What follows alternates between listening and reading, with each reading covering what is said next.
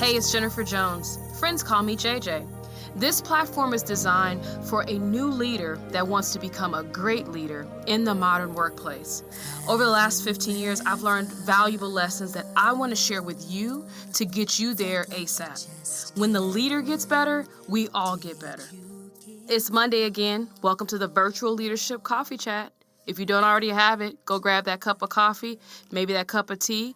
If it's a little late at night and you want a glass of wine, it's all right with me. You can always push pause. Let's go. In today's chat, we're going to walk through the top 5 things to get you started to be a more effective leader this year. Finally, you've been working so hard for this new role, the opportunity to lead people. You've always asked for the opportunity to develop yourself to be a better leader, and now you're a leader. Or perhaps you ended last year and you said, you know what, in 2023, I want to be a more effective leader. In today's chat, I'm really going to focus in on what I believe are the top 5 things to get you started, either as a new leader or to become a more effective leader. First, you have to get organized. You might say to me, JJ, I'm organized. I got a planner. I got a schedule. I'm good to go. But what you will learn is that when you begin to manage people, the level of preparation, the level of organization, the level of planfulness that you need when it comes to your schedule goes to an all new level. In future episodes, I'll share more perspective on that, but you want to get organized. The second thing that you want to do is listen and observe first. My grandmother used to say that we were given 2 ears and 1 mouth for a reason. You should be listening at least twice as often as you're talking. Sometimes when we get into new roles as leaders, we believe that our effectiveness is driven by how much we say, how much we direct, how much we tell. But the reality is that your effectiveness as a leader is very much focused on how much you observe and ask questions, which is actually my second point. You should ask questions first before beginning to give direction. And those questions should be generated out of sheer curiosity. How do you get those people that you're leading to think beyond what they're thinking today by asking thought-provoking questions? Again, I'll deal with this later on this year. The third area that you want to focus on is you want to be humble. What do you mean, Jennifer? Again, you're a new leader, or maybe last year you got really good reviews from your leader and you're thinking, hey, I'm great. The reality is that one, if you're a new leader, you've never done this before. And so you might have seen leadership, you might have assumed that you knew what leadership was, but you actually never done this before. And so you must remain humble. Here's the other thing. Maybe you have been leading folks for a couple of years. We can always get better. And so when I say be humble, remember that there's still so much that you can learn. Keep yourself in a position of vulnerability, because that's where learning takes place. And last but not least, which is what I'll focus in on today, is get to know your people.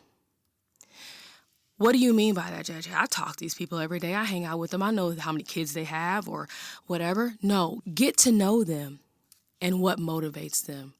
And that will be the focus of today's chat. Every single one of us are different.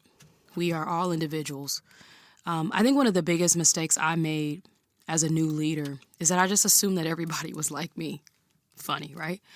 And so I managed people, assuming I was managing myself, and I laid expectations for people, assuming that they were me. I think one of the greatest lessons I learned from one of my mentors is that no one's like you, Jennifer. And in order for you to be an effective leader, you have to understand the individual. Recently, T.D. Jakes said that if you're going to deal with me, you have to study how I think.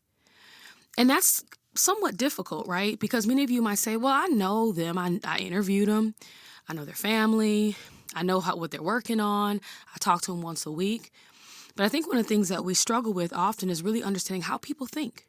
What motivates an individual? And I think as a leader, I think oftentimes we sell ourselves short by not really understanding that. We often have a tendency to judge people as if they're working with our brain. And sometimes we think, well, if they didn't think like us, they must be difficult to manage, or maybe they can't be developed in this area, but we're really not thinking about the fact that they're thinking with a very different brain. One of the things that I think is important as a leader and that's really powerful is to leverage tools that are available to you. There are a multitude of personality tests, Myers-Briggs, Voices by Giant, that you can use with your team to really leverage what folks have done to really study human personality, human thinking, human behavior, and be able to distill that down to something that you can leverage to better understand your people. And so I would just highly suggest that you think about that. I'll focus in on one tool that I've used, by Effectiveness Dimensions. If you've got some curiosity, please go out and check out his website. He's got Top Gun training. Shout out to John. This tool that he uses is called an Interpersonal Preferences Profile. And it's super simple. It's based on how people respond to questions around the words that resonate with them. There's no right or wrong answers. I think the beauty of this tool that I use is that it's quick. It's relatively inexpensive, and most folks that have taken it, I'm a living witness of that. Most folks that have taken it actually have seen that, like, whatever that the tool came out with actually resonates with them. And so really what it's based on is styles and how people prefer to communicate, which I would say is one of the areas that as a leader, I think is super important for you to understand. How do your folks like to communicate? How do they engage with information? The one thing I like about this tool is that they basically give you styles based on gemstones. And I think the beauty of that thought and that concept is that everyone is unique and gemstones are precious. There's not one gemstone that's better than the other one. And they all are creating an array of beauty that I think is important. And so I think leveraging a gemstone is really important as you think about personalities, because there's not one personality that's better than the other one. And we need all types. So I'll focus in on a couple today, and I'll deal with maybe a couple more in an upcoming podcast. But I'll deal with the one that I am, and it's the Ruby. And their core preference is to be in control. They prefer fast-paced, achievement-oriented, and comfortable with risk. I think one of the easiest ways to think about a Ruby is someone that likes to speak and receive information in sound bites. A really good testament that I've learned through the time of applying this tool and really kind of studying people is that they're the type of folks that if the email requires a couple of scrolls, they're probably not going to read to the bottom, but that they actually read sound bites. So they're the folks that love bullets, right?